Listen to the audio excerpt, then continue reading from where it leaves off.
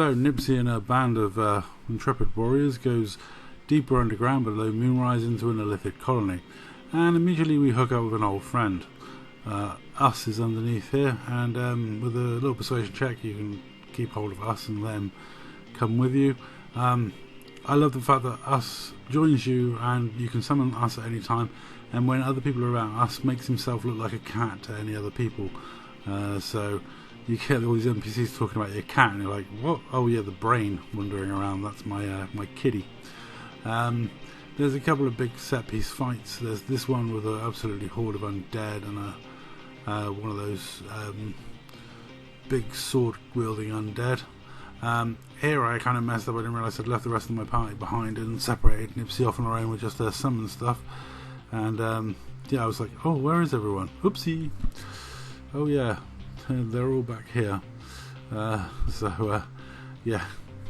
But the fights down here aren't particularly tough. There is so this one, and then it's trying to free the people from the Illithid capture chambers. Is next, where we can meet up with Zevlor again, who's really not having a good time of it. Zevlor's pass through Baldur's Gate 3 is particularly unfriendly, especially if you play as the Dark Urge. His end is really sticky if you play as a bad Dark Urge playthrough or a bad playthrough. You can cause Zevlor to write a real bad time of it. But yeah, Zevlor's, bless him, he does suffer a lot in this storyline. As to this fight, this fight's pretty easy.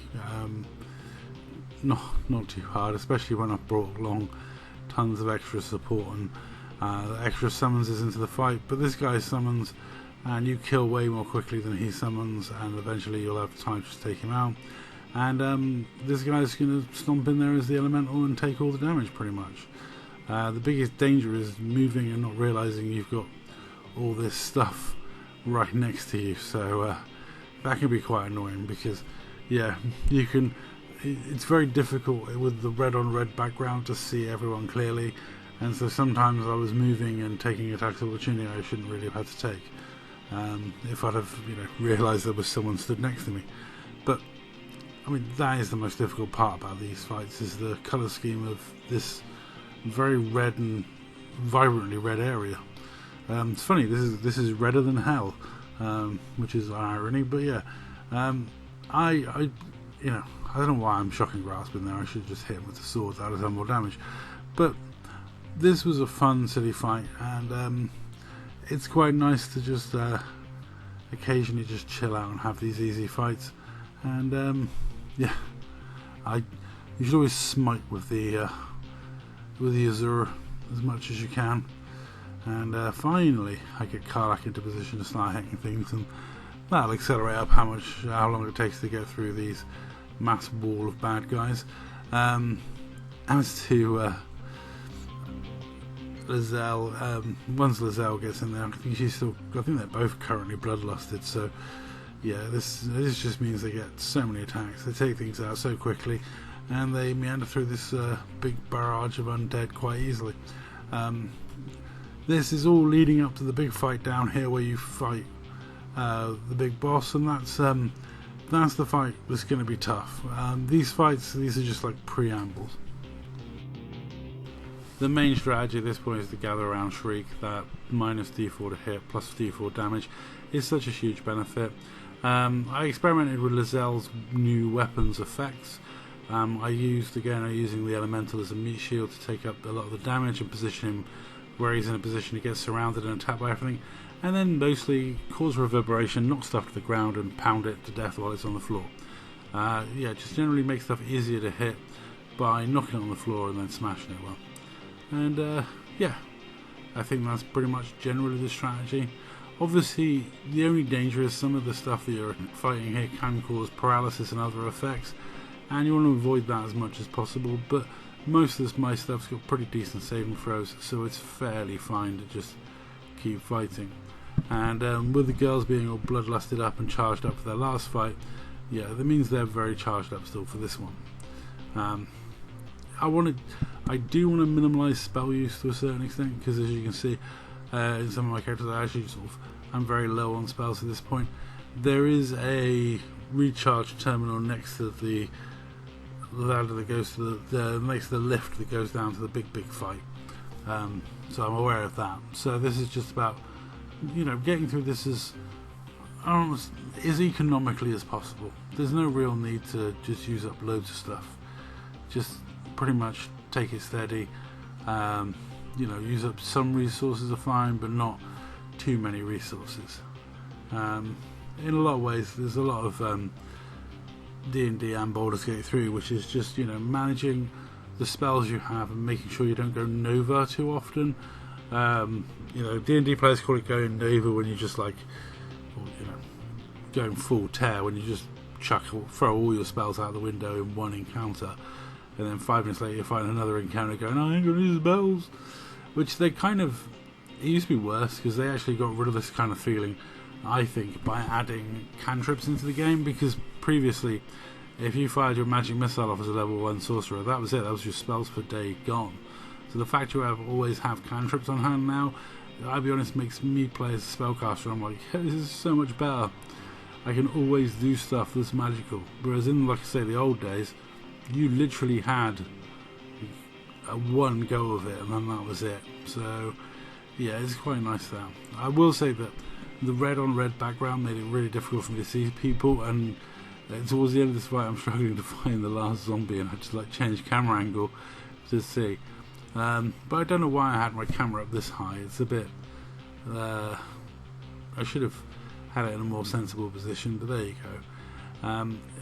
It was a particularly, I want to say, easy fight, but let's face it, our rock monster's a bit hurt, but everyone else is having a whale of a time because we let rock monster take all the damage, because that's what summoned elementals are there for. Next up we have the rescue some people from the pods. Zevlor's storyline in BG3 is heroically tragic and horrible, but I decided to try and save everyone, and this means taking on some mind flayers or elithids, which actually have psychic powers and the ability to stun people, which they do a big cone attack which stuns everybody. Now, as Nipsy, I'm not that worried about the cone attack because I have got advantage on intelligence saving throws, but some of my other characters, they don't like it too much. So all in all, this was I don't want to say tough fight, but it's certainly a interesting fight, and I'm not sure I was that prepared for this one. I probably should have thought about it before coming in, not bunched up as much, had some people holding back in different positions.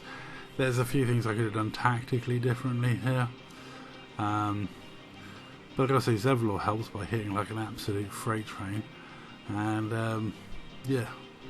but Eliphids are not very pleasant, as you can see. Paralyzed, stun effects is just, it's horrible. My friend Deadweight Don spent a lot of the campaign stunned. The Mind Blast is particularly potent, and the stun effect in the tabletop game is 1 minute. That's an extract brain attack, which if it actually delivers enough hit points to kill you, it kills you, and in the game it sucks out your brain. So yeah, they hit hard when considering the amount of varied attacks they can do, and what they can do with those attacks is nasty. But it is what it is. I've just got to try and keep my guys going, find it out, see how we go. This time Shock and Grasp worked to my advantage because it was an overreaction attack, so it means you can vacate combat, which is quite good for someone who wants to be sat at range and supporting rather than right in the middle of the fight. So yeah, unfortunately for me, everyone's just pommeling poor Karlak at the moment. So lucky I healed her some. And as to Lizelle will in a moment be fine. Though, to be honest, my girlfriend Lizelle is hardly considered a light snack when it comes to eating her brain.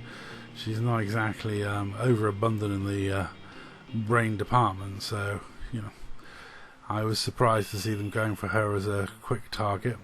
Cause Wounds is still a really potent spell, really damaging. Gotta watch out for that one. And scales up massively quickly. But as you can see, the usual strategy, just all collectively as a mob, knock them down, smack them out. The Mind Flayers themselves, they like to get distance and use the Mind Blast when they've got it. And as you can see, that's really effective and damages lots of people. So yeah, they also have Charmed when you hit them. So they are indeed an absolute pain in the rectum. They are probably one of the weakest, nastiest villains because they're not particularly strong, they don't have particularly high armor class, but what they do have is a massive ability to stun, as you can see, 4 different people in this fight. So you have this I love the thing, it says attackable opportunity. I'm like, where's the oh, that thing, okay. And stun is so brutal. We did the Foundling campaign recently, because Nipsy is my character from the Foundling campaign, and we did the second part, which is just full of Illithids, and I've got to say, it was an absolute frigging nightmare. The stun is just brutal. Deadweight Don spent basically the last fight stunned or dying. It was horrible. One failed saving throw, you're looking at 10 rounds of being stunned, which is a bit of a problem when every single member of your party dumped their intelligence stat. I had a barbarian and a ranger with me, both with -1 saving throws in intelligence. So thanks for Bless and Bardic Inspiration, otherwise I'd have no chance of ever succeeding. After rescuing the boys, you end up running into Misora. Now, if you bring Will, you get a really nice rapier, which gives you summon a Cambion once a day and a casting of Scorching Ray, which is really good. Unfortunately, I'm playing as the girls in this playthrough, so I'm not going to get that gift. I just get the deep joy of releasing Misora. Now, I'm going to leave this episode on my most popular video that I've done for Baldur's Gate 3, which is showing you how to get through the Mind Flayer puzzle. So I've already done a video covering this, so I'll leave it there and say that's all. Thanks for watching as we move towards the final battle in this act. That's all, and catch me in the next one.